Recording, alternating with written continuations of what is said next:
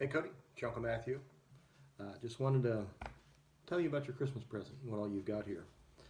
It's a survival kit. I thought this might be fun and useful if you ever were in need. Got a bunch of things here. I'm going to show you what all's there and talk to you about what it does, what it can't do, or can do for you, and what it might be able to add to it. There's 50 feet of paracord on the outside. If you ever need to use the paracord, start at the bottom. There's a little end. Start there. It takes you a while to undo it all because there's so much here and so many half hitches that I did to get it all wrapped around the bottom, get it to stay. But there's 50 feet there, which is a fair amount. Also in here, I use this to contain the knife, as well as an emergency blanket. This is a typical space blanket. This one has a camouflage on the non-reflective side, so it's not good for necessarily being spotted, but it is certainly still good at keeping you warm and dry. I would encourage you to learn how to use these things as you go too. The whole vessel is a stainless steel clean canteen. It's 64 ounces. It'll hold a half gallon of water then. Since it's all stainless steel, it's single walled. You can cook in it. You can boil water in it. If you have a need to clean water, other than some of the other things that I've got in here. There is a bandana. This bandana is, of course, much more visible than camouflage would be. Bandanas are here for a couple reasons. One, they are very useful things, whether that's to cover your head, cover your face, cover your neck, as a way to help keep the sun off or keep the wind off. You can use them as a filter. You can use it as a sling, any other number of things. This one also has a number of survival tips on it, so there's good references on there as well. I have a couple of chopsticks. They're not just for eating, they're actually to make sure you can get everything to fit back in there. You need to have some way to kind of organize things as they go in there. They can also be used to eat or as tinder. I'll pull a couple more things out and tell you what they are as I get further down in here. There's quite a bit of stuff in here. You don't have to keep it all together. If you want to separate it out and use it however you want, it's your choice. It's yours.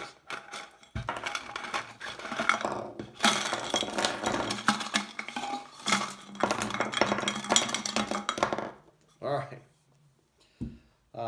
Let's start with fire making, okay? Because this knife that's on the outside, it's a Tonto style knife. It's not a particularly precise knife.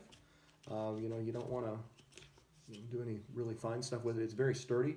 I think you could use it with some sort of a striking object to cut into some fairly large pieces of wood.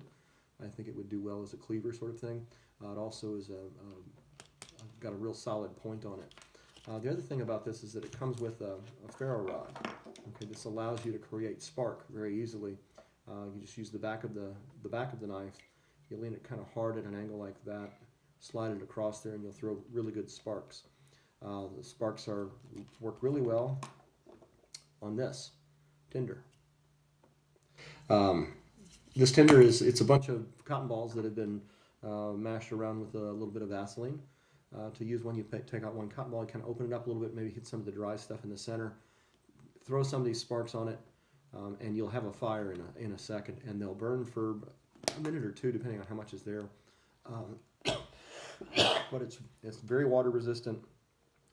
It'll burn for a long time. It takes the spark really well. They're easy to make. I mean, pennies for the whole tube. Okay. Don't try and light this someplace where you don't want a fire, okay? You don't want to set it off in the middle of the dining room table because you're going to burn the table. Very useful. I encourage you to try it. I may actually do another quick video showing how well they work with the stuff from my kit. There is a fishing kit, okay? This is 125 yards of 15-pound test spider wire. I like spider wire because it's really, really strong. It doesn't stretch like monofilament.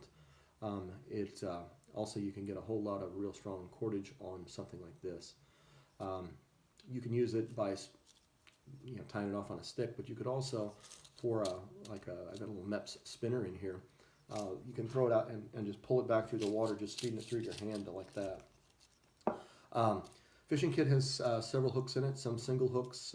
I think I've got a couple trebles in there, a small little cork bobber, a MEP spinner, which I've always found to be really useful, as well as a couple of tube jigs inside the aluminum foil.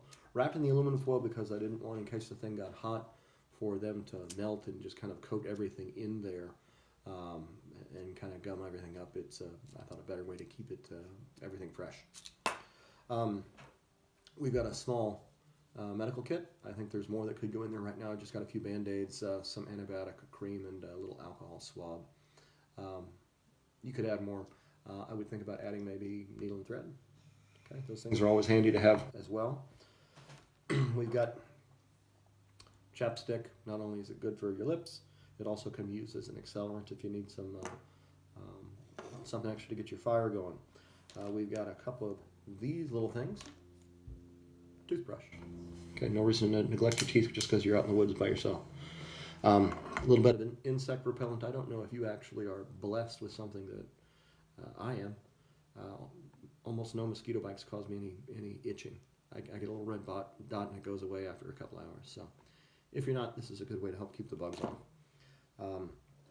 We do have one small old-timer pocket knife. This is for doing small things. They're very sharp, good little blades on here. We have a multi-tool, a small multi-tool with all the typical things in there, but on a very small scale. If you were to think about upgrading this, I might think about getting a bigger multi-tool, be one of the first things. There is a mag light. Always good to have a portable source of light. The nighttime could get really dark otherwise. Sharpie writes on, of course, just about anything and practically permanent for most things. You can write on a rock, you can write in yourself, you can write on tree bark, you can write on the back of your bandana, whatever you might need. Very handy thing to have, easy to have. I have a fisheye compass. Basically, you can pin it to your clothes or anything you need. Works very well, works in all orientations. Very easy, very handy to have. Learn how to use a compass if you don't know how already. There is this little multi-tool, which has a little scale on the back. You'll notice it's a little rough on the edges. I couldn't get it to fit down the throat of the container, so I had to kind of shave it down a little bit. Also in here you have a sharp edge. You have a can opener here. You have a bottle opener there. You've got a couple of little hex size wrenches here, along through there. There's also, I think this will work as a Phillips head on this end. There's a straight slot screwdriver there. There is a magnifier,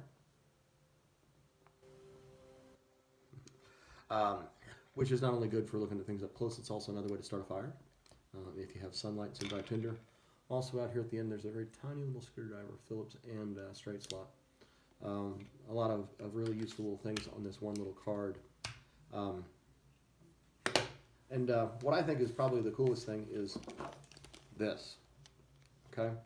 The important part is this. All right? It's a water filter.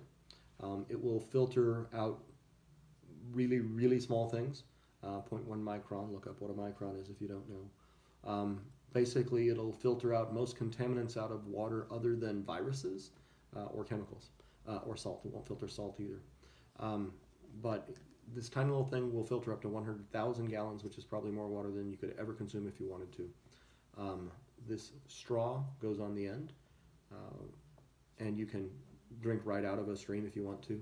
The flow isn't really fast. It'll take a little effort to get enough flow to quench your thirst, but it certainly will do. I think the maximum flow is like 1 liter a minute, 1.5 liters a minute or something like that. But the other parts of this is this bag right here. I've kind of zip tied it down so it would fit in the container a little better. The idea behind this is that you open it up, take the zip ties off, of course. You put a little air in there so it feels easier. You stick it in some body of water, whether it's a stream, a puddle, a lake, whatever. Fill it up with water, and it screws right on to the end of the filter. Okay, so you have this thing, and then you can squeeze this to either squirt water right in your mouth or put it into the big vessel. This thing will also screw on to most water bottles or soda bottles, plastic soda bottles that you might find, so you can kind of scavenge other things that would be handy to have. This last thing is a plunger. Okay, this is for cleaning out the filter. Basically, you put clean water in this. You fill it up with clean water. You put it on the part that you would get the water out of, the part you drink out of. You made it up to that, and you mash this through there with clean water to run it backwards. It's supposed to clear dirt and debris out of the filter, keep the flow of the filter good, so that you have a good stream of useful water all the time.